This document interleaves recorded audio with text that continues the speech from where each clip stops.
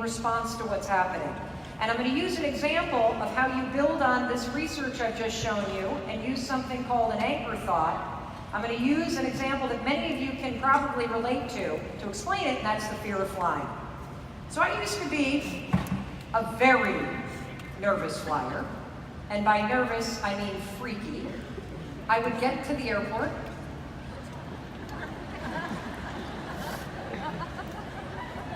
and I'd be looking around, and I'd want to see,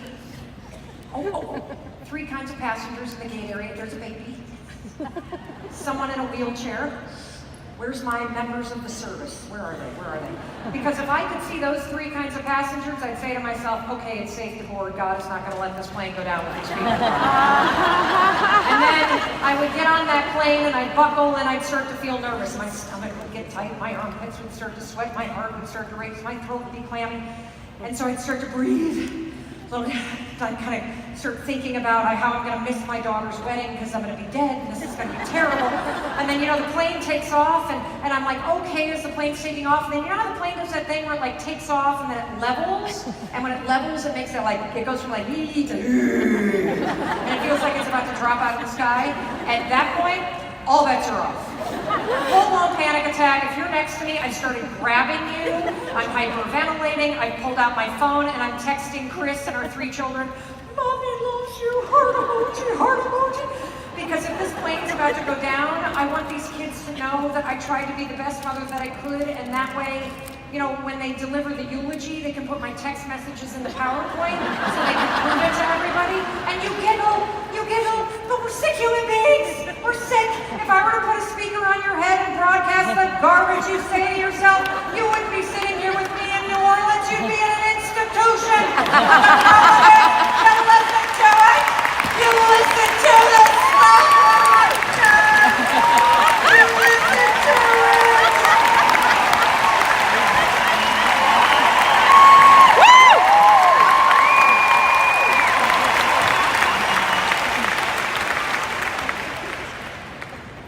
You hear from somebody at corporate, and you're like, I'm out of the organization. What did I do? Somebody that's on your team you haven't heard from in a few hours, they're leaving.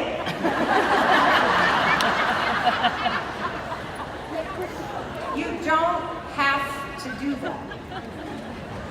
And you shouldn't. It's not going to help you. It actually hurts you. It's the cause of your stress. And look, I don't know what happened. Something happened to all of us. Somebody in your past shoved you in a box and taught you to think that way. You're not to blame for that. But we all have a responsibility from this moment right now forward to change the way we talk to ourselves. And you can do it using what I'm about to share with you. Here's what you're going to do. So when I get on a plane today and I fly to Dallas a little bit later, after we kind of see everybody over in the exhibit hall and hang out for a while, we're going to hit turbulence, and my mind's going to go, uh-oh. But I always have something in mind, my anchor thought that anchors me is something I'm excited to do when I get to Dallas. I'll be thinking about the hamburger I'm going to have at the hotel bar tonight. When I fly back to Boston, my anchor thought is always my 13-year-old son. And when we hit turbulence and my body starts to get nervous, I go 5, 4, 3, 2, 1. I'm not nervous. I'm so excited to get home and to see what Oakley does.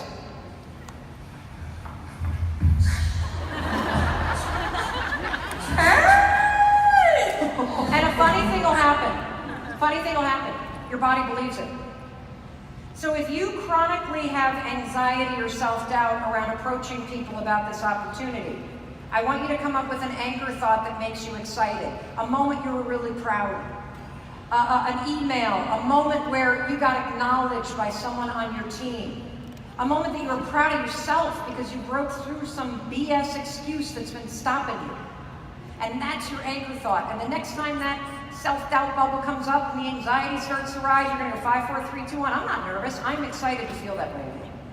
You got it? And if you have kids, list out all of the triggers, the things that make them nervous. I'm afraid to throw up. I'm afraid to do this. I'm afraid to do that. And then come up with anchor thoughts ahead of time. Because the moment their minds start to scramble, it's very difficult to get back. But if they have an anchor thought to go to when they start to feel their body tense up, you're teaching them how to be in control of what they're thinking, and it will change their lives. And if you think you don't have anxiety, you're wrong. We all do. We all do, because anxiety is nothing more than your body sensing uncertainty. The problem is that our minds escalate. And now you know the secret to not letting that happen. Now, before I close out with a couple powerful examples of 5-second decisions, I want to give you a gift. And this is my morning routine in a 45-minute film. You don't have to buy anything. You don't even have to watch it if you don't want to. But I will take you into my home, my bedroom, no makeup, and walk you through the 5 things I do every single morning that put me in control, that help me build the winner mindset, and that help me build and run a business while still having an awesome marriage and being there for my kids. So if you are interested in that, that is our gift to you, okay? Because in secret 5 seconds, you're gonna build your business 5 seconds at a time. And you will also heal your family.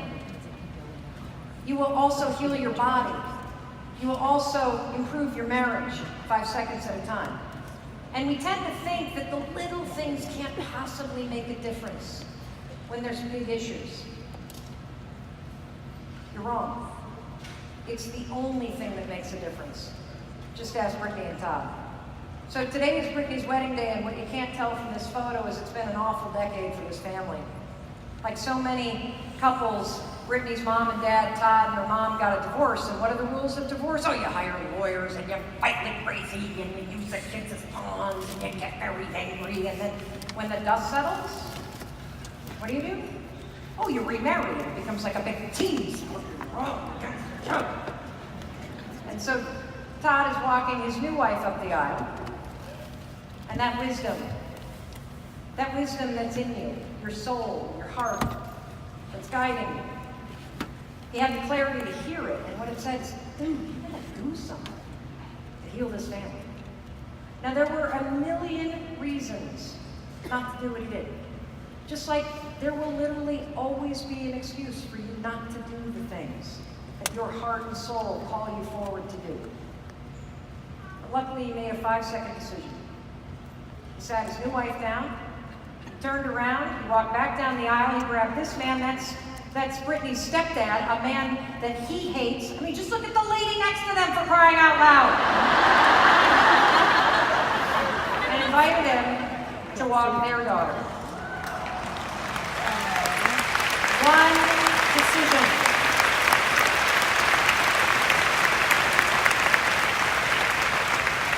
You are one decision away from a completely different life. You're one decision away from the business that you dream about.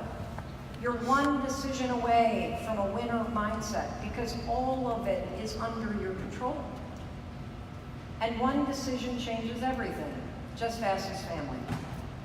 So whether you use this simple rule to get out of your head, 5, 4, 3, 2, 1, like Mark did, and finally launch that nonprofit that he had been thinking about for 2 decades, or you use it like Margaret did, the 5, 4, 3, 2, 1, get to the gym, even though I don't feel like it.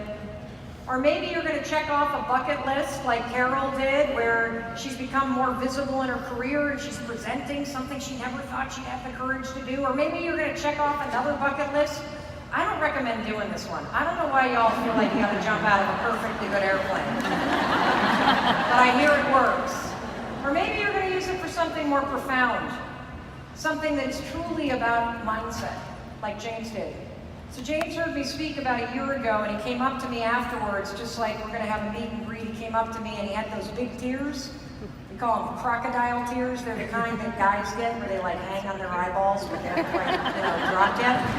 And he puts his hands on his hips and he goes, "Well, Mel, you really got me.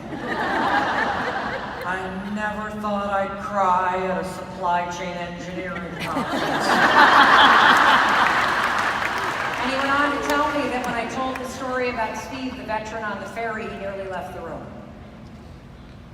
You see, James had a baby brother named Patrick, and Patrick was a veteran who suffered from PTSD, and he lost him last year. And he said, you know, I just kept thinking, I wish you'd taken 5, I wish you'd taken 5. And then he said, then you got to the part about the brain and the way we talk to ourselves, and he said, I realized, my gosh, Mel Robbins, I can't stand her, she's talking to me.